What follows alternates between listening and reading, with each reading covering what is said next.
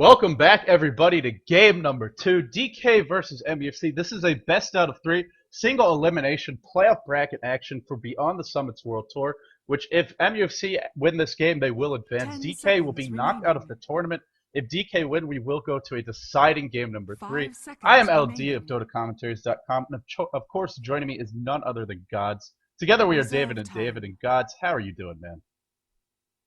I'm doing fantastic. We've got game number 2. Playoffs are finally here. It's been a bit of a break, I guess, which is good for some of us. 3 or 4 days until since the group stages ended, and we have got the second game. We've got DK down after losing that first game to a pretty aggressive MUFC team. I like the way the DK strategy worked, but I felt the execution was a little bit off. The individual play was at times a few too many pickoffs. So we'll see what they can do here in game number 2. And what are you expecting from this game, David? I'm not sure, David.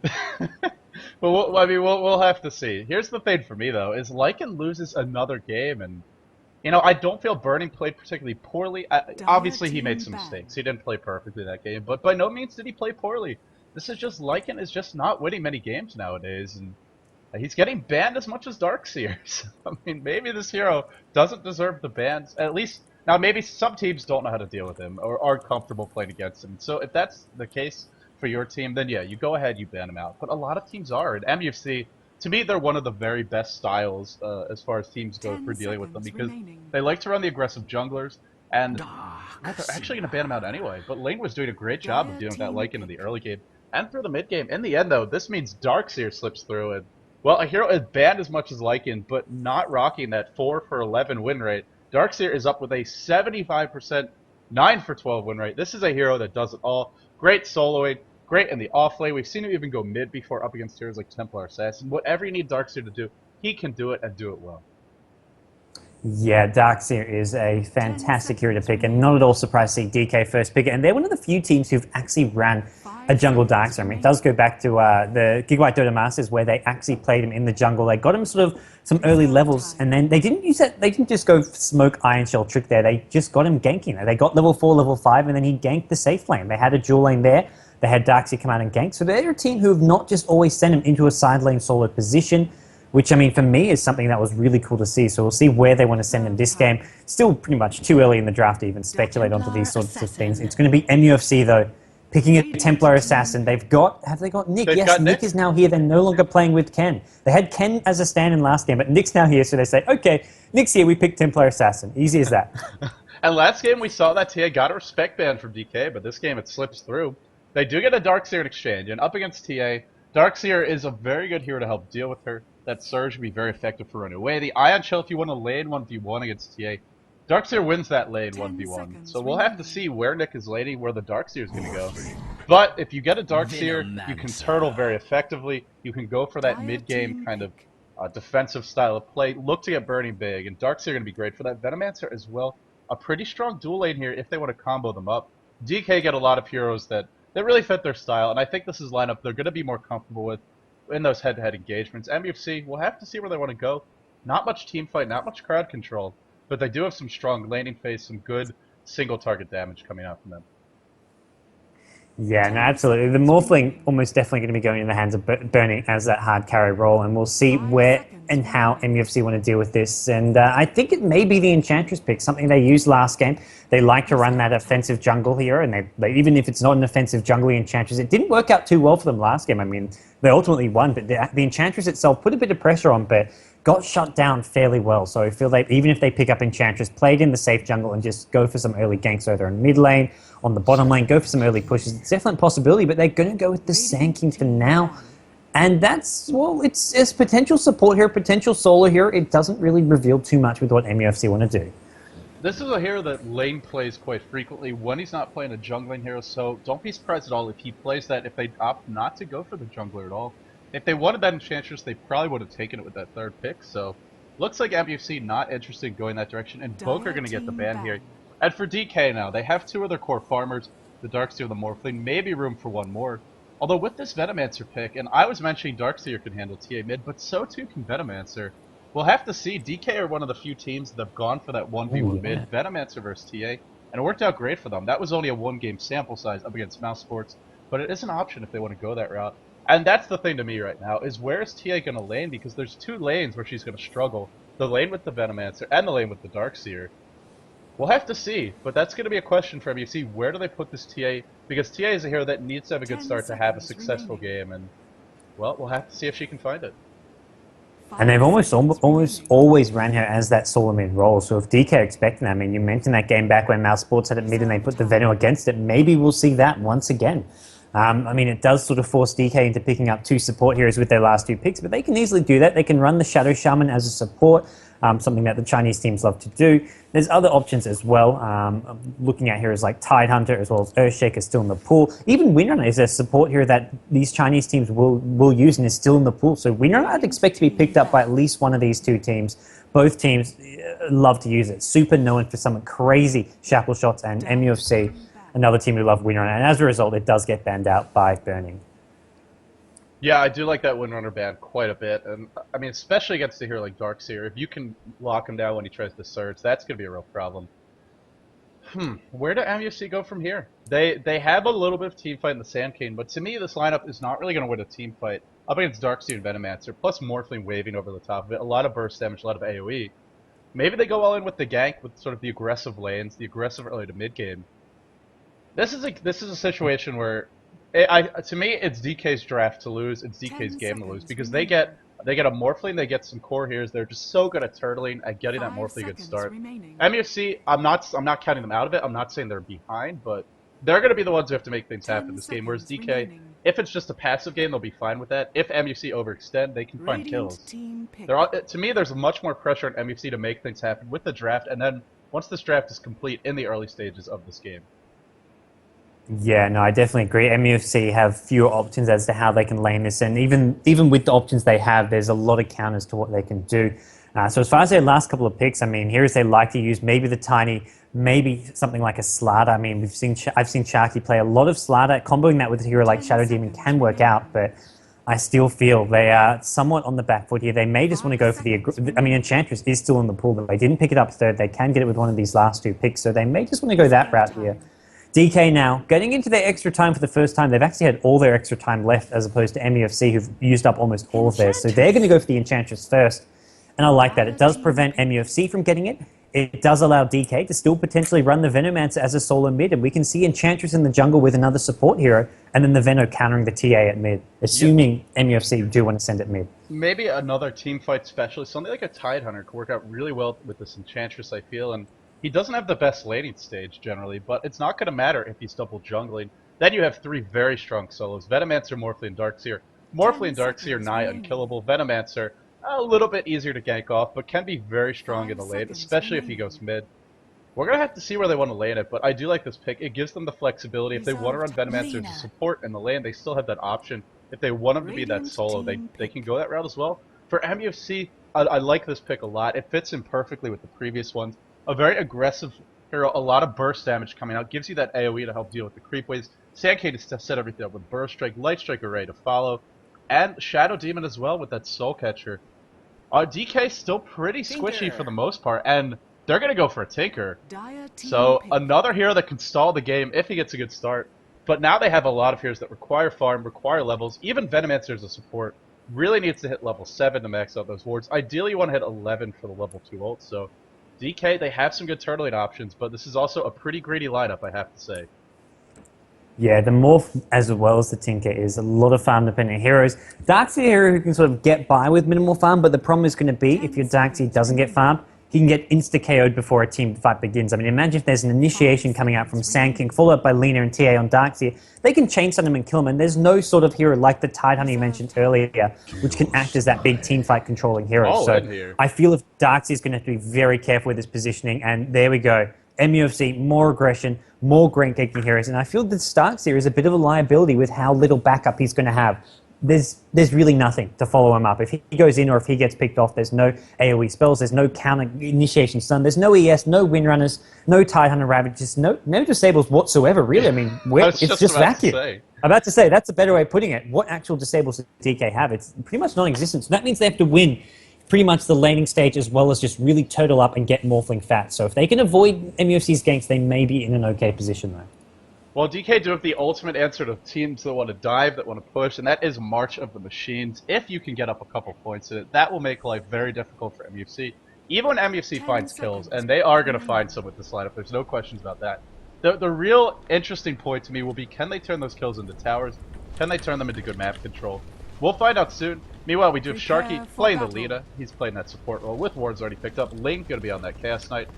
Net going to be playing the Shadow Demon. Smoke already selected for him. TFG on the Sand King. Looks like he bought the Courier. And finally, Nick. Oh, they're going to smoke straight into the enemy jungle. But DK doesn't look like they're going to match up with them. So, MUFC, I mean, they haven't. We talked about the aggression of this lineup. Well, at least I did. But they're not even going to wait for the creeps to spawn to go for something here. They have a pretty good level 1 lineup, I have to say. Very strong, but it doesn't look like they'll find anyone. So, will be Nick going solo mid up against Super on the Tinker. It's not going to be that Venomancer. It's not going to be that Darkseer. Out of all the heroes that he could match up against, I feel this is by far the best. Yeah, and I'm wondering, did DK even send the Morphling bottom? I mean, if he does, he's probably going to be in a trial lane scenario. But if it's pretty much somewhat of a death sentence up against the CK, Lina, Shadow Demon trial lane. It's going to be very painful. I think it's an offensive trial lane here. Burning already has Arena Basilius picked up. And it looks like he's pulled some regions. Maybe ROTK can even go into the jungle. They could just leave bottom lane empty with ROTK sort of in the jungle, or if he sees just one hero bottom, he may go bottom, but they can just leave bottom lane empty, and then MUFC will be left scratching their heads. Right, and where do these heroes go? This is a tri lane that doesn't really have recourse if they can't find openings. They can't push, there's no Shrek. I mean, they can try. They have some AoE with the Lina. They're not going to push really fast. There's no early Arena Basilius picked up. DK may have just outsmarted them here at the lanes, and actually, they're going for something that we've seen MUFC do in this tournament. It's the 4-man top, going for the early tower. Darkseer is going to be backstabbing this creep wave from the looks of things. RTK, point picked up an Ion Shell. Yeah, they pull out the wave, and MUFC going to get a taste of their own medicine, and can they really respond to this? They're not going to be able to push nearly as fast, gods. No, they can't really push at all. All they could maybe do is just pull the creep wave away, like we've seen used as a little bit of a trick here. They've got the wall behind tower at bottom, and it just finds absolutely nothing. So immediately, Shadow Demon Lina do the correct thing. They're going to rotate towards mid, look for an opening to get a kill, but Tinker should expect this. He's going to see CK solo farming bottom. He's going to think, okay, Shadow Demon and Lina are probably going to be sitting right in the trees where they are now, and he's going to play very far back. Super needs to be careful, though. If he does go a bit too far out, he will go down very quickly to this trio of heroes. And the question here for DK is, do they stop after one? Oh, super disruption to start. Lina taking a lot of damage from the tower. This might be an overextension here. Oh, Sharky, is he going to go down first? The 1-point laser will be enough. Oh, Sharky lives with 22 HP. They get the first blood. Probably could have survived. Still, the tier 1 goes down top. Already level 2 picked up on longdd, who was doing a bit of jungling. Early point to the heal will help. I did turn it on, but for some reason, I guess it's not working. Let me see if I can fix that real quick. No problem. Just got a couple people in chat saying it's not on. Oh, you know what? You apparently you cannot turn it on during the pick stage, so I have to turn it on afterwards. Sorry about that, guys. Not sure what I can do to fix that. Oh, RTK gets trapped by the disruption illusion. Surges to no avail. RTK goes down, and well, they wanted to go for 2. That ain't happening, gods. They're forced back. 2 kills going away of MUFC. That disruption trap. Not something you can really plan on if you're Nat, but he'll be very happy to pick up that kill for the team. Wow. This is 2 minutes in the game and bottom lane is empty. It should be a free farm lane, but neither team with any heroes there. Darkseer will TP down, but even Chaos Knight coming top for that fight. Yeah. Why not? I was going to be solo. I was going to be up against the Trial, but now no one's there at all. And Tinker's going to find himself a regen rune at bottom, but he's now on the back foot. That early first blood is going to help out MUFC, although it didn't go to the Sand King, but Sand King still...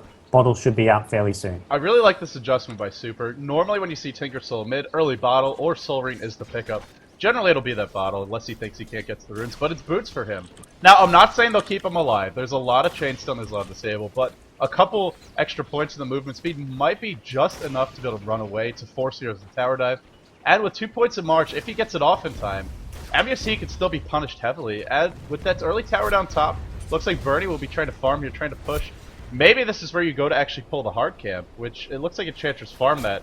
I would like to see DK pull the lane back for burning, if they're not going to push. Even if they want to, getting that double creep wave up will help them a lot. So TFG now farming mid.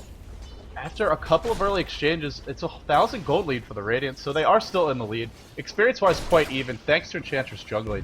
DK a little bit sloppy play, getting picked off here and there, but I still think they're in a good position overall. They need early gold on these What? heroes. They need the early levels, and we'll have to see if MUFC continue to be aggressive.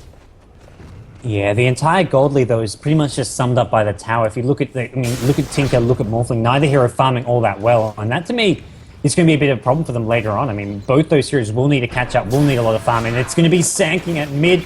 Doesn't have Sandstorm. He is looking like he's going to go down. He does have a Burrow Strike up, will stun both. That one more right click, followed up by a rocket, will finish him off. Tinker gets the kill. There's a bit of revenge, there's a bit of farm. So Tinker now with a kill. With RTK, Light Strike Array onto him. Lane looking for the stun, not going to find it. He gets fogged. RTK still running away. 3-second stun comes out. RTK will go down. And MUFC just finding the kills left, right, and center here. They are really... this is a lineup that should be able to get kills. But to get 3 already, especially with DK running a quad lane up top, very impressive stuff. In comes Zippo. Early boots picked up. A Gale would be huge here, but just not able to find the opening. Maybe could have tangoed through to try and get that, but not going to in the end. And MUFC lived to fight another day. So far, DK only getting that 1 kill. And it's on a Sand King who is already having a pretty good time of it. Bottle picked up. Boots shortly to follow. And probably going to look for a point Sandstorm once he hits level 8. Yeah, interesting that he went for this Caustic Finale build. I mean, he can pretty much evade those ganks. March of the Machines does still do damage, but it's not going to be... Often, just having the 1 point in Sandstorm can evade those ganks. I mean, you can dodge Venomous Scales with it. It's a really useful skill, but Caustic Finale, focusing purely on lasting and farming. It was something Puppy actually did on Sand King as well, where he went for Tranquil Boots, Caustic Finale, and sort of used it a bit to farm up neutrals, but it's going to be a similar thing coming out from TFG in mid lane, and for the moment, DK, I mean, they're persisting with this aggressive trial lane. Morphling is managing to find some room to farm as the lane has pulled back, like you mentioned they need to do. And that, I have to agree, is going to be a key thing. Burning needs that farm on Morphling. Here's the other aspect of this game that we haven't really touched on. It's the lane that got pushed was Nick's lane. And Nick as a player, used to having that fast start, used to being very aggressive, but he's only level 3. It's going to be a while before he can get involved. No points in Meld yet. Only 2 points in Refract. He has at least 4 or 5 minutes ahead of him before he can contribute anything, during which time DK are getting the farm, DK are getting the levels. Now, one thing to keep an eye on is RTK on this bottom lane. Ling already hitting level 5. This lane, we've seen it before, gods. This Chaos Knight plus Lita, more than enough to find the kills. Oh no, Super dies solo to TFG, Burrow Strike into an Epicenter, picks up a solo kill. Something Tinker can't really avoid if he gets caught out, but really something they can't afford to be giving away right now. Yeah, and Venomancer swinging back towards his mid lane. I mean, like you mentioned as well, I mean, Venomancer is another hero who wants some farm, wants some levels, and I mean, last game it was DK sending him to solo up the mid lane, but they can't really do that, at least not yet, where both Tinker and Morphling need some farm. Darkseid needs some, he can go off into the jungle, but for the most part, Venomancer is not going to have any lane or any time or space to get the farm that we saw him getting last game, although even last game it didn't work out for him in the long run. TFG, he wants this rune, he's going to burrow his way towards it, does manage to ball it up, but once again, no Sandstorm up, and he may pay for this. He's going to have a rocket coming right at him very soon. It's just a level 1 rocket. It's the Martin Machines build. TFG, ensnare from the Dark Troll. Great bit of micro there. longdd making sure they get the kill, and it will actually go to him as well. That's really unfortunate. It looks like he just used the disruption on somebody else. In comes Sharky with the rotation. 3 heroes now up top just to deal with burning, and the difference for DK right now is because they knocked down the tier 1, you can't pull like you normally would in this tri-lane. If you do pull, that means the tier 2 is getting a lot of pressure on it. Whereas for DK, they can farm the enemy jungle. So if this equilibrium continues, I gotta say it does favor DK with 3 heroes up top for both teams. But we'll have to see if it does. Super, middle lane, TFG maybe looking to go in here. No, just gonna come back and farm. And the question for TFG is, what will he go for? Will he go for that early blink? He's having a pretty good start of it if he wants to do so. Burning, taking some damage up top. Disruption onto him. Nick not really going to follow. Gale misses, and Zippo is now caught out. Big aggression for DK, and they're going to pay for it with their lives. 1 down. Now the chase goes on to longdd. He should be okay. Ugh. That was not good. Well, TA's gone for a straight for the phase boots, going very early game aggressive build. A bit under level. This isn't the sort of solo TA who'd be normally level 7, level 8 by now, so he can't really get as many kills and be as aggressive as he'd like, but still having the phase boots up already, and looking to just get a nice bit of farming. He's actually taking a few of these Enchantress creeps. Enchantress giving away a couple of those Hellcallers there, and those do give a bit of gold, bit of XP, and it keeps adding up for MUFC. MUFC, who are slightly behind, but I mean, that's pretty much comes down to that early tier 1 tower that DK got. Since then, they haven't managed to do too much. Well, yeah, we'll just have to... I mean, Burning's still getting some farm here, right? He's got the power chips up, 26 CS. He's not doing poorly, but it is MUFC with the 2 core farmers. Leading the way, Lane already level 7, maxed out stun. Looking for RTK in the bottom lane. No. Lane not sure where he wants to go here. Looks like he will go in for the backstep. Not going to get a solo kill in Darkseer without a really lucky stun. Needs that 4-second. Will he find it? No, only 2. Shouldn't be enough. Maybe it will. Reality Rip pulls it back in. A solo kill for Lane. That DD really doing big damage. Burning comes in, looking for Nick. Big tower dive by DK, and longdd. Will he be able to survive here? I don't think so. Just not enough levels up, and he goes down. Burning force back. DK, when they commit to the aggression. Oh, it's not over yet. TFG finds a 3rd kill. 3 heroes dead, all over the map. MUFC just winning the individual engagements, the heads-up battles, all going their way. And this is the thing about DK's lineup. They're really not that strong at these small-scale fights early on. They're much better in a larger-scale engagement later on in the game. But right now, they're picking fights that they just can't take. And this is where DK were planning to get their farm. DK has managed to stack up the Ancients. Tinker's got a bit of farming, but he's going to get caught out. Disruption, followed up by Lena Dragon Slave. They may get net, they will get net, but they lose the Tinker in the process, and that's not a trade that DK are going to be too happy with. Maybe they'll be able to get the Lena as well. Lena's turning around, looking for a stun into a Dragon Slave. Looks like Lena, Oh, lives very, with like very 5 close. HP. 5 HP. And now Sharky in a world of trouble. He does have another stun. He may want to throw that, but I think he is going to go down regardless. And there we go. He accepts his fate, goes down. longdd will live to see another day. You know, I would actually say he went kicking and screaming into the good night, as he did throw down that last stun before he died. But whether he accepts his fate or not, his fate is sealed. He will take a fall. But out of all the heroes in this game, I have to say Chaos Knight was not the one I expected to be leading the farm charts right now. No ability to flash farm, just right-clicking creeps, and it goes back to that quad lane top. That bottom lane was empty for a good chunk of this game, and it's why we see Lane already leading the way here. Level 8, maxed out Chaos Bolt, maxed out Reality Rift, and they're going to fight RTK, who's absolutely screwed if they can actually stun him. TFG, nice reaction, Burrow strike in. RTK in an absolute world of trouble. Should be taking a fall. 2-second stun. Should be enough. The surge coming out, pulled out. He might just live, gods. He might just do it. No, one more Reality Rift. He will not do it. He will go down. And for DK, not really too many trades coming out right now. Burning is getting farmed, but he's a long way off from having those big items you want him to have.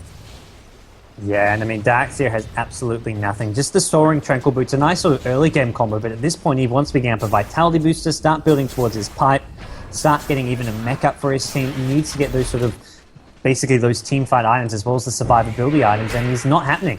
And as a result, it's going to be MUFC getting more and more farm, and DK just really focusing on protecting the Tinker, protecting the Morphling. And those are two heroes who need the farm, but they're not going to be able to win DK the game, or at least sort of push back MUFC's aggression, which is going to be coming very, very soon. Here's my big concern for DK right now. You talked about it with Darkseer, and I think it applies to the entire team. They're all very squishy, very easily burst down. There's no initiator for this team. Oh, Burrow striking my TFG. Spots that longdd, and there you go, that burst damage. Super TP's into it. Does not cancel the TP. He should take a fall as well. Oh, the Mark takes a big damage, blocked in by Burning. Oh, Burning, leaving his teammate out to dry. Or maybe not. Ling goes down. Now they head on to TFG. How is DK winning this fight? That Mark's machine doing big damage.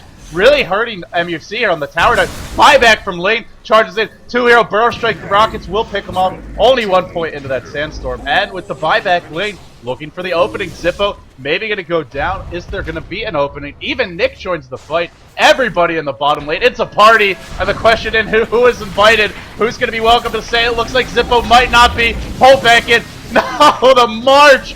March of the Machine just absolutely winning this fight for DK. 3 heroes down, plus a buyback, so call it 4. That's something DK really needed, and that's something MUFC did not want to give away.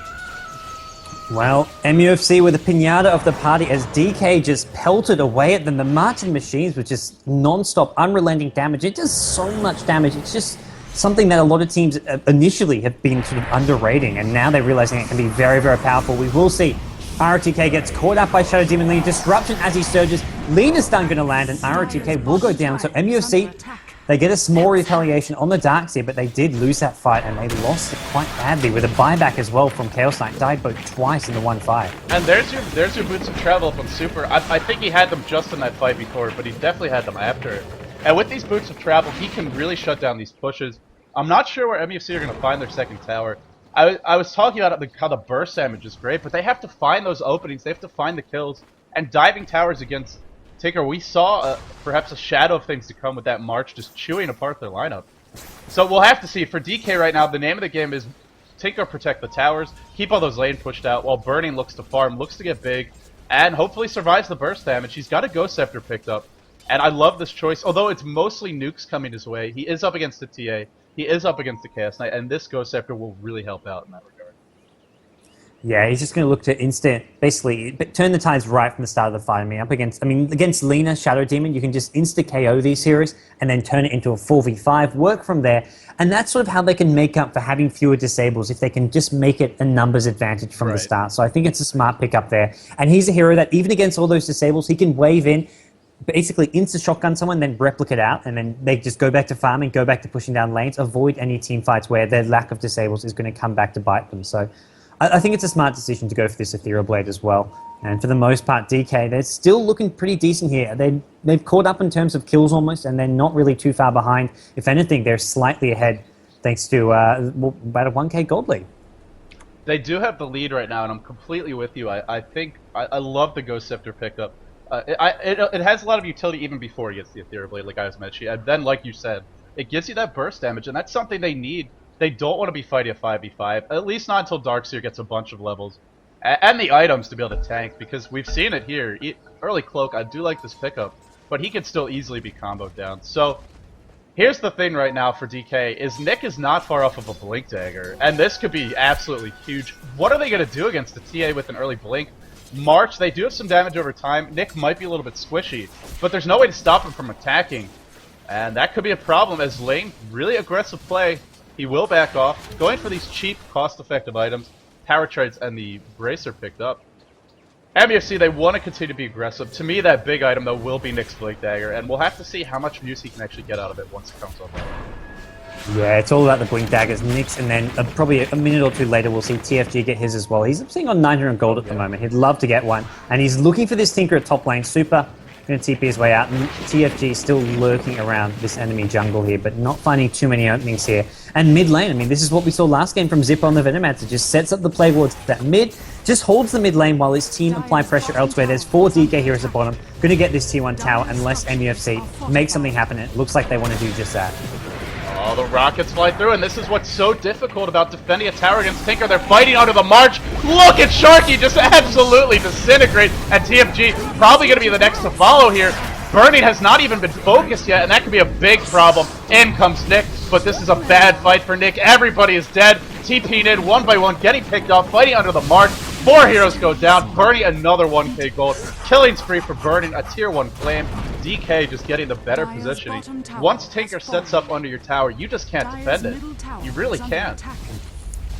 Yeah, I've got to say, MUFC just going in for those team fights, and March and his teams just tearing them apart. He had it already been casted, at least one set, maybe even a second set, before MUFC even initiated in. Lina TP'd right into the middle of it, and it just did so much damage. And we're going to see DK picking up 2 towers, 4 hero kills, and a big, big lead. Maybe even a 3rd tower at mid lane now as well, with Venomancer there. Continuing to spam those Plague Wards. Maybe a hero or 2 rotates from DK as well. Tinker can TP and provide some additional DPS, and DK looking fantastic all of a sudden. Yeah, by the way, I just want to point out, randomly cool little thing I just saw was Tinker hand his bottle over to Burning. Now, you'll see bottles being shared, but this is something Tinker can do even better than other heroes, because he's always got that free TP out. So keeping Burning at full mana, allowing him to farm, basically be as efficient with his time. So nice little trick there from him. And like you said, it's just Zippo with the constant pressure mid. It's almost like a Broodmother. You might not get the tower as quickly, you're not going to be as much of a late game threat, or as a mid-game threat as a Broodmother would be, but it's the pressure, and that's really what the hero is all about. Zippo pressure mid, and here we go. Super's going to set up here, looking for the March spam. He's going to find it, the tower is low. The tower will go down, no glyph available, and this is the correct play. They just back off. They're not even defended, but giving away 3 towers to DK. That's not something you can really afford to do either, so at this point it looks like MUFC, despite their great start, caught being between a rock and a hard place. Oh yeah, and it's going to get worse. That's the other bad thing. It's going to be rotk getting up a pipe very soon. Enchantress longdd has about 2k gold. That could be a mech if they want to have the mech as well as a pipe. And then it's going to get really hard for MUFC to get any kills, anything happening in the team fight. Sang can get up a Blink Dagger, but even with a Blink Dagger, he's not going to be able to do much damage, and that Blink Dagger is still a long way off. So it's going to be all about Nick with this Templar Assassin, who does now have enough gold for his Blink, but I still feel I don't know if he's going to be able to make enough happen with it, as we do see TFG in the jungle here running away from a DK swarm. Well, Ling had a really great start in terms of farm. He was leading the board by quite a bit, and then he was tied with Darkseer, but he's slipping behind now. He's still in the ballpark. He's still pretty much even, but he will continue to fall further and further behind. This is one of Chaos Knight's weaknesses. As great of a ganker as he is, as much burst damage as he provides, he just doesn't farm quickly. We've seen Bleak try and mitigate that for Absolute Legends, going for an early Battle Fury. Not something you normally see, but without any sort of farming item like that Battle Fury, he's not going to be able to get it. And here they go. They find Ling. Reality Rift in, but the heal comes out from longdd, and 4-second stun. Doesn't matter though, there's your slow. Ling taking a lot of damage. Maybe look for the TP out. Even using the Phantasm for this, and he gets vacuumed back in. He's going to take a fall anyway. 1 or 2 more right clicks. He goes down. And meanwhile, where's the trade-off for MUFC? It's Burning up top, who just can't be killed. Creates the replicate. Now going to maybe walk back to base. No, going to send the replicate back. Just sit here and defend the tower. And MUFC, even if they do find kills, they don't have much push. There's no Leshrac. There's no Tinker to siege the towers up. It does feel like DK are just completely controlling this game, even though it's only 15-13. On paper, it looks pretty even, but in reality, it just doesn't feel that way. Yeah, they haven't got heroes that can really effectively and efficiently push or even farm. I mean, you mentioned the CK. Heroes like Templar Assassin isn't the best, fast farmer either. You can sort of go from camp to camp. He's got the damage from Refraction and Sideblades, but he doesn't have a great farming spell. Morphling has the way. Morphling just can just morph to Agi as well and then just sort of right-click down away. But Templar Assassin is sort of more focused on the ganks at the moment. And that's, all of MUFC, their entire lineup is working around getting those ganks, getting those kills happening, but the last 5-10 minutes has been all DK, and Tinker, one of the best sort of counter-initiators in the game with that March the Machine build. And here's something that is making finding those kills a lot more difficult. I love this by DK. Aggressive lane ward in that bottom lane, allowing whoever is down bottom to farm safely, as well as this ward, spotting the rotation through the jungle. It will take a fall soon. It will go down, but there's a haste turret, and we'll have to see. MUFC smoked up. They have vision of this haste. The vision dies, but they're actually going to bypass the haste turret. They don't want it. They will find longdd. Should be able to get the kill here. 4-second stun to start. Light strike ready to follow, and he'll go down. When MUFC catch heroes out, they have that burst damage. They can bring you down almost instantly. But just killing an Enchantress, that's really not enough. They need to find a lot more. And the other downside, as good as they are at ganking gods, they're not the most mobile lineup. Surely you've got a Blink Dagger on the TA. You're pretty quick in terms of the movement speed and Chaos Knight, but there's no profit here. So when you want to, there's no global here like a Tinker. So when you want to go for ganks, you have to invest a lot of time just to get to the fight, which means the split push happens top, the defense happens mid, and you don't get as good of a trade-off as you would with other heroes. And especially, on top of that, they've got no towers up on the map as well, apart from this top tier 2 tower, which may not be up for too much longer, and that means when they want to go from lane to lane, they've got no towers to actually TP to. They've got to walk across the map. There's no tier 1 towers, there's no tier 2 towers even anymore, as MUFC are going to lose their last outer tower of the game, and that makes getting around even harder. So not only do they not have very global heroes, they've got the movement speed, they've got the Blink Dagger on TA, they're still trying to get Sankey his up. He's about 50 gold away from his. They just have to be in the right places for those kills, and that may be at mid. Super in the wrong place, MUFC in the right one, Super going to get burst down, and that's what MUFC have to do, predict where heroes are going to be and be in the right place at the right time. They can't afford to just be running around the map wasting time. They have to be as efficient as possible. Burning has his Ethereal Blade, so even when they're getting that kill of Tinker, Burning is busy ricing it up. Remember, he was in a quad lane up top. At times, the wave would just push to the tier 2. Sure, you'd think with the quad lane you're getting a lot of farm, but when that lane's pushed so far, it actually makes it harder for you to farm, and sometimes it's a bad thing for carry. Oh, Burrow Strike bottom lane. longdd will go down to the chain stun, and they're doing exactly what you said, finding these pickoffs. Burning TP's in, looking for the kill. This earlier Ethereal Blade can be a problem if they find the openings RTK available. Backing back in, Burning should be able to shotgun him down. Should be able to. One more wave, that'll do the trick. Burning gets a kill. And MUFC, they get 2, but they give up 1. And here we go, the Courier gets ganked mid. TP out from Nick immediately. Love it. Doesn't go for Zippo, doesn't go for that hero kill. Just ganks off the Courier.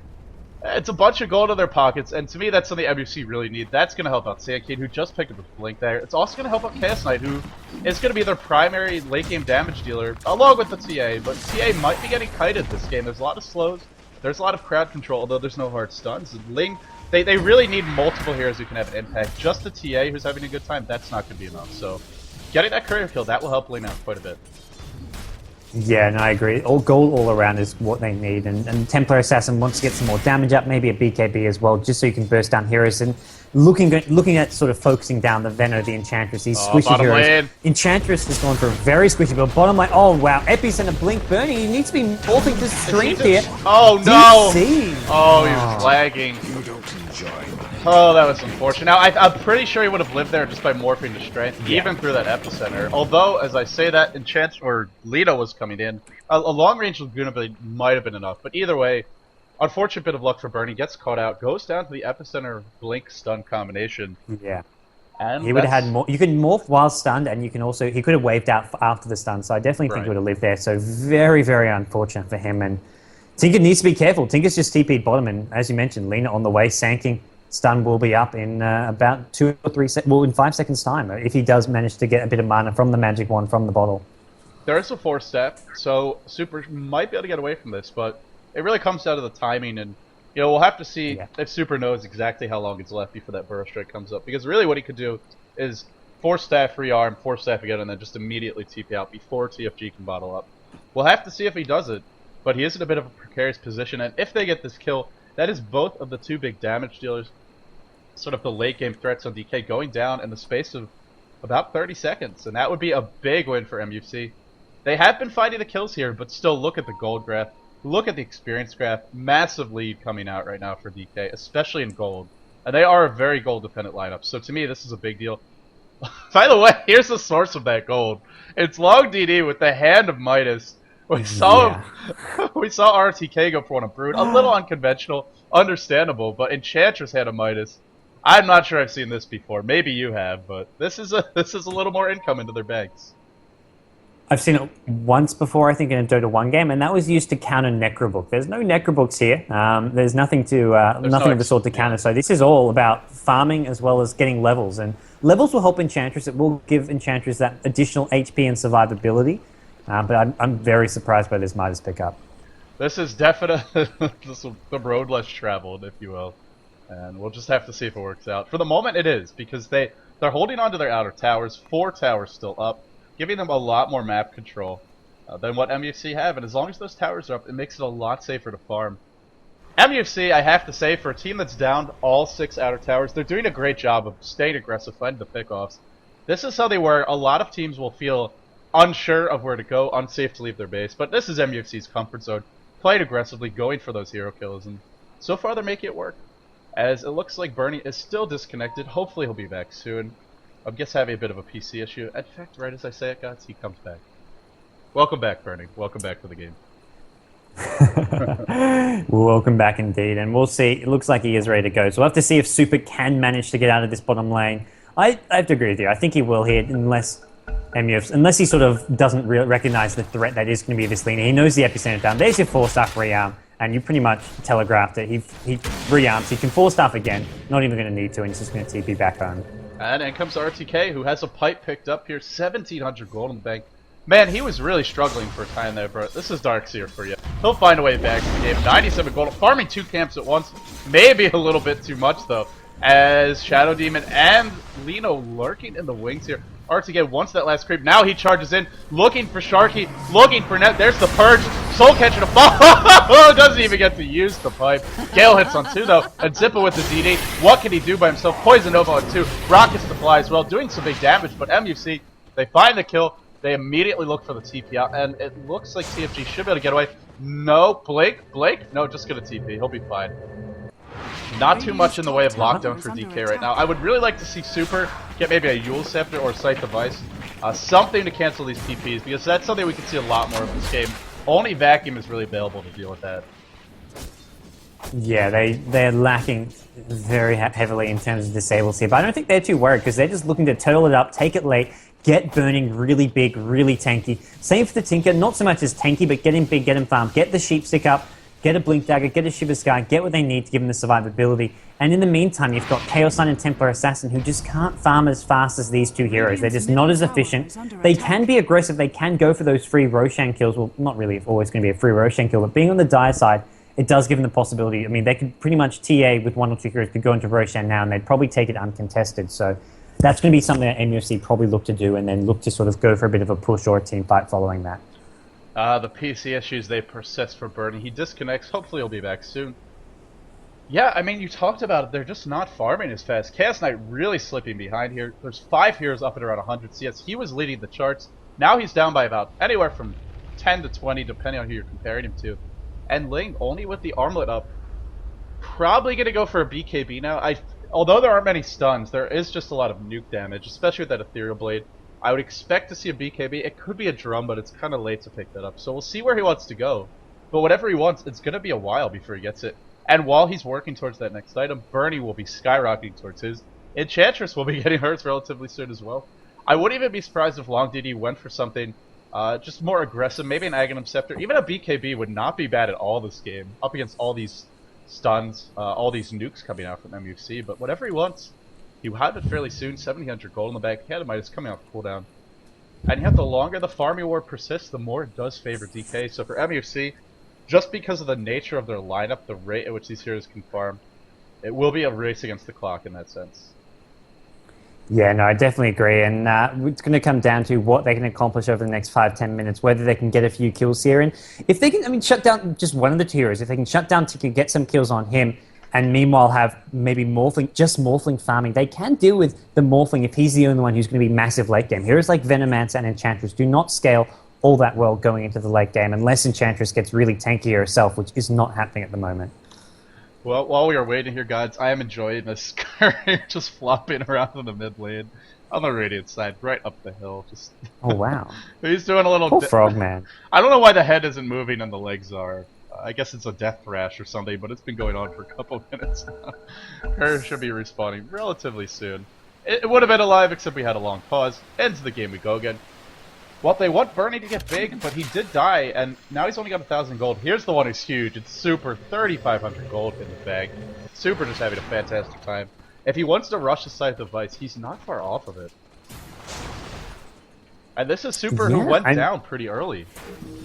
He got ganked up mid lane and got picked off solo by a Sand King, so he's really coming back. A couple ancient farms and a couple big team fights. I mean, he's only got the 5 kills. He's been taking part and most of the time not gone down in those team fights, just providing the DPS, the AoE damage from the Marksman machines, getting him some assist gold, and it's added up. He's now finding himself with 4k gold, so looking to be in a really strong position to actually scale well into this late game. Same, I don't know if it can be said for heroes like this Enchantress. Venomancer is farming well. Venomancer has almost got a mech up, in fact, and yeah. Burning Man, this is the Chinese in online tournaments issue. Even on a Singapore server, sometimes even on the Shanghai servers, they do have some connection issues, some routing issues, and all kinds of problems which do have to be dealt with. It looks like they are on LAN, as the other 4 players all have pretty much identical ping, so I'm guessing maybe it's a PC issue here for Bernie. The rest of the team seems fine, but yeah. Oh, this was just a bad time to get caught out. You know, it's only when he's farming the lane aggressively by himself with the backstab, the gank coming in, that's when Bernie disconnects. Just not his day in that sense. We'll have to see if he dies here. And well, if he comes back in, should be able to toggle the Morph on this time. But I'm not sure if it'll be enough, this 4-second stun. Light Strike Array, Laguna Blade. There's a lot of burst damage. Now what he can try and do is wave into the make a replicate, wave into the trees, try and TP out, or just use the replicate to juke away, and sort of spread out MUFC. So I think Bernie should live here, but even if he does, he is going to be sent back to the base for a little bit, and it's just not what Bernie would like to do. He'd love to just be farming now, not running for his life, not maybe getting picked off top lane. Well, he can, and I'm wondering if Lena can even burst him down with enough damage. With if Lena just throws everything, the Laguna, the Array, the Dragon Slave. I'm sure Sharky right now is calculating in his head or whipping out his TI-83 and saying, okay, have I got enough damage to burst down Morphling before he morphs to Strength? There'll be some additional damage. I'm opting that there is. I mean, you're looking at a decent amount of damage right there. 560 from the 2 nukes, another 900 damage from the Laguna Blade. Does get reduced, of course, but I think there's enough damage to insta-kill this Morphling without giving him a chance to actually morph. I mean, he'll start morphing Strength. He will morph some, but you can't morph quick enough against that kind of burst damage. Not to mention, CK will apply some additional damage with a Reality Rift, and if he gets lucky with a crit, that's definitely a dead Morphling. Well, it's also level 2 Laguna Blade, and sometimes at this point in the game you will see those support heroes like the Lena pretty under level, but she's been involved in a number of kills. In fact, leading the board here, Sharky for his team, 7-4-4. 7-4-4. He has been kind of cleaning up off Ling's hard work, but either way, he's getting the kills, so he has the levels. And with that level 2 Laguna Blade, I think you're right. I believe this Morphly will go down. While he dies, the question is, what is DK going to be doing in the interim? ROTK heading mid, point booster picked up. And, I mean, this is a game where, even with this point booster, will it be enough for ROTK to live? Last time bottom lane, we saw he couldn't even use his pipe before he died, just because there's so much chain stun, so much burst damage. Everybody on DK has to get tanky, whether it's BKBs, Vitality Boosters, Aghanim Scepter, whatever you go for, they just need raw HP. If they can survive that initial burst, I think they'll be looking pretty good in these team fights, but it's a lot of burst. Let's not underestimate it, let's not kid ourselves. It is a lot of damage coming their way.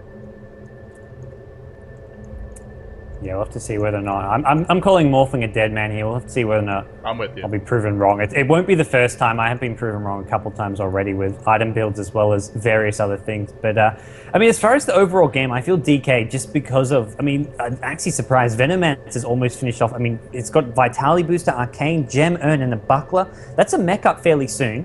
That's also a lot of survivability, not to mention this gem going to give DK a lot of map control, which, well, right now they don't have. It's all Dire Wards all around the map in the Radiant jungle as well as in the top rivers, so he'll probably get proactive dewarding some of those soon and maybe getting up some own wards of his own. But right now, if longdd Enchantress can maybe pick up an Ag Scepter, DK will be looking very good going into this late game. Darkseer as well. Pipe up, point booster, we're going to see that Aghanim Scepter coming fairly soon. Well, not fairly soon, but it will be coming up later on in the game. I don't think, as far as the additional illusion damage is going to matter too much. He's mostly just getting this for the stats and survivability. Right. Yeah, to me, that's the big thing for DK, is getting that HP up, because it's just a lot of burst from MUFC. But if they can survive that, they'll be looking good. And with the mechanism eventually coming up for Venomancer, it's still a long way off. Zippo, one for the early Vitality Booster, as well as a gem here for Zippo. Up against a Sand King, a TA, and having all the enemy outer towers down, it is a great pickup. But we've seen Zippo go down before this game. It wouldn't be the first time. It won't be the last if he dies again. And giving that gem away to MUFC could be trouble. So we'll see if it works out. And finally, Bernie reconnects. And once again, I don't think this reconnection, the situation he finds himself in, probably not going to be to his liking here. But we'll have to see what he can make happen. Well, gods, I didn't want to place this bet. I actually think Bernie will go down too. We're about to find out. Well, it is going to be the resume, and there we go. There's the burst damage. Lagina, well, he didn't even use the Dragon Save. Super's coming as well, and that is not where Super wants to be. He is in all kinds of trouble here. Laser onto Ling. Another going to make him miss a couple attacks, but it's not going to matter.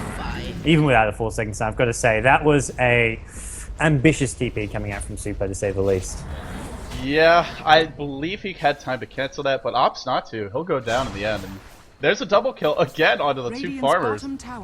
I'm with you that DK have this if they get their items up, but they have to avoid these pickups. Certainly the disconnection's not helping Bernie out. TFG, Haystorm picked up on him. Should be absolutely fine here. Even gonna use a Sandstorm, don't think you need to do that. But the vacuum in catches out Net, who was lurking like a ninja in the trees. Purge goes down to Zippo. The Poison Nova goes out. TFG running for his life. RTK giving chase. No, TFG goes down with a Haystorm. Played on Sinking. Oh my goodness. That was not what they expected. That was not what they hoped for. The aggression working out great up top, but down bottom it's another story. DK get a kill. They also force a Shadow Demon back to the base, so a bit of a trade-off coming there. Run off.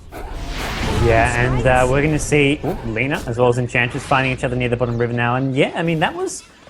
Well, DK, they find these kills and then they sort of give up a few unnecessary ones. So far it's been mostly on the Morphling. It does seem to... not to make excuses, has somewhat come down to the PC or lag issues that Burning and DK have mentioned. And I mean, that's 2 deaths on Burning that wouldn't have happened otherwise. I feel it is going to sort of slow down DK's lead, which they do definitely, I'd say they're still looking pretty good here. They've managed to keep Templar Assassin fairly quiet, and Templar Assassin does have 3.2k gold, but this is not the same Templar Assassin we saw back in the group stage when Nick played it 3 games in a row, and every single game he had a massive impact, was getting kills left, right, and center. This game, well, haven't seen much of him as of yet. Right, the last time we saw Nick, the last time he really was playing a lot of TA was up against... Was that up against DK in the group stages? I think it was against DK, or maybe it was Mouse Sports. Whichever team it was, he was getting a lot of kills. I mean, there was a game where they ended up losing, but he was 15, 2, and 8, something ridiculous like that. Got a triple kill with 1 cleave. He was out of his mind, but this is just not a game for TA to have a big impact. Although they're getting the kills, it's not the TA who's really finding them. Nick mostly just farming this game. Trap drop mid, maybe looking to engage. Burning, that waveform is bugged, at least for me. Not seeing the animation, but he did wave over those creeps, so... If you see Morphly just randomly teleport around, guys, that's probably him using the waveform. And here, Nick, spots out on Ursa. Looks like he'll be forced back. No, and DK, I mean, this is where they shine. This is where they found the good team fights before. They just went mid or went bottom as 5 and just had the march and machines down. And it's been the last 5 or so minutes where they've let MUFC get some pickoffs. They're going to go back to what worked before, which is this march the machines push. And even with a hero like Morphling, who does scale well in the late game, this is what they want to do. Go for this push. Oh, did he dodge that Laguna Blade? I believe he did. He didn't. I don't know if it would have been enough to kill him, but it would have been close. Oh, pretty sure he did dodge. Oh, huge plays. Epicenter hits on 2. Great Epicenter. Poison Nova as well. The pipe used pretty late. The wall is dropped. Back into the wall. Oh, Darkseer. Just so strong in these team fights. March layered over top, but super rejoins the fight. Late, dropping low. RTK getting chased. One more right click. No, the Rocket secure the kill. Sharky will TP out. longdd in the front lines, tagging it up, doing the big right clicks, and DK just absolutely dominated MUFC. Almost picture perfect Epicenter, coupled up with a lot of AoE damage, just not enough in the end. It's the Darkseer, DK, man. Wow. It really is the Darkseer. He just sums up all the problems in the world for MUFC right now. And Morphling, I mean, he got taken out. He didn't do much in that fight. I'd love to see a BKB on this Morphling. I feel the Ethereal Blade was a good item, but he didn't get up his next big item all that quick. He needed that fast BKB. He could have even gone for the BKB before the Ethereal Blade, because he's being shut down by pure burst damage and disables, and BKB will really help fix that. So I think he'll go for that BKB next. I mean, he can go for a Mantisal, he can go for a Skadi, but having the magic resistance is going to be a great tool for him. But so far, he hasn't been needed. I mean, Darkseer, that fight, as well as Tinker, have just been doing the business. Look at Super. 460 gold per minute. You know you're pretty good at farming when you're out farming Burning. Burning has been having a pretty rough time, but 29 minutes, Scythe of Ice, 4 stat, Boots of Travel. You can't really ask for anything more from your Tinker. And this is not just a farming Tinker. We've seen him pressuring towers, forcing the enemy team back, involved heavily in team fights, getting pickoffs. Sure, he's died a couple of times, but overall Super all over the map, constantly in the enemy team's face, pressuring the lanes, getting the pickoffs, and freeing up the rest of his team to get the farm. Burning has died a lot, but longdd has definitely benefited from this. So is ROTK, so I gotta say right now for me, Super is definitely the MVP for DK in terms of the amount of pressure he's applied and the amount he's freed up his team. And here's a big pickup. It is a BKB for Nick. There's no stuns to worry about, but there's a lot of slows, there's a lot of kind of AoE damage over time as well, and this will help him deal with that. We'll have to see if he can actually lock onto a target though. Yeah, and he's going to probably initiate in here very, very soon. Ling is there with Ultimate Orb as well as Armlet to back him up, trying to build towards that Mantisal, I imagine, but Burning with the March and Machine protection just takes away. Epicenter being channeled, Blink in, TFG not doing enough damage, the mech, the pipe, DK keeping in this fight. There's your wall, it doesn't really hit too many though, not the best placement from ROTK, but it doesn't even matter. Tinker on a wall part, he's already picked up 2, looking for more, and it looks like he will get a 3rd. DK pick up 4 kills, and MUFC going to lose a Rax, and it looks like they're going to lose game 2 on the back of that terrible fight. And you're up against the Tinker, going down to Rax. This is as bad, if not worse, as being up against the Prop. I would say a lot worse because he's got a Scythe now. So with this Rax down, how are they ever going to leave their base? How are they ever going to find the pickoffs? And it might not just be one. They're dead for 30 seconds. The Glyph already used. DK can almost certainly turn 2, especially with Burning. Morphing fully to Agility, which he hasn't done just yet. Maybe he'll do it soon. It's just DK's team fight.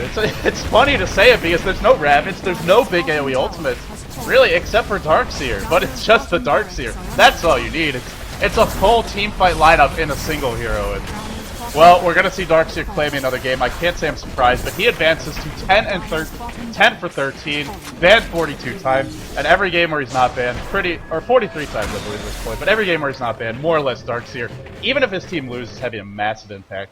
Still, to me, Super, the story of this game. Died 1v1 against Sand King. Let's not forget that TFG won that lane early, but Super found his way back in the mid-game with the team pushes, fighting with the T in the March of the Machines, and since then, it's really been the Super show all the way. Oh yeah, Super. I mean, the Darkseer is just there. Get the wall with the vacuum off, and Tinker though, he's been the one cleaning up, doing the big damage, and just providing the opportunities for DK to have the team fights and actually go for those pushes. I mean, having the wall alone isn't going to be enough because they can just initiate in on the Darkseer, but it's going to be MUFC looking to make something happen now. They are sort of trying to go for Roshan here. They're down 4 Raxes. They're desperate to find anything. If they get the Aegis, deny it from DK, almost as importantly as getting it for themselves. they may be able to take a fight at this top lane and defend this top rack. So I feel even if they get Aegis, even if they hold this top lane push, they're still a long way out of this game.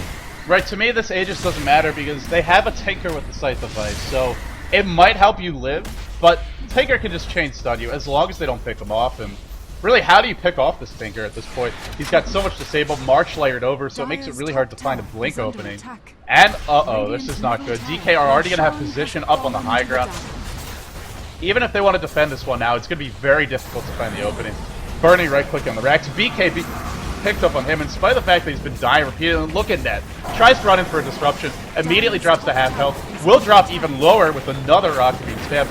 Defending these pushes as a hard support up against the Tinker is just the most miserable task in the world. Yeah, and I mean, they sort of just back off DK. They're not really dead set on going up the ramp now because, well, bottom lane, mid lane, they're going to push on in soon. So unless DK find a great opening at top lane where they can get some kills or get a team fight that's going to go their way, they'll wait for these other lanes to push on in, provide some additional pressure. But it looks like MUFC may want to go in there, sending a CK illusion as bait.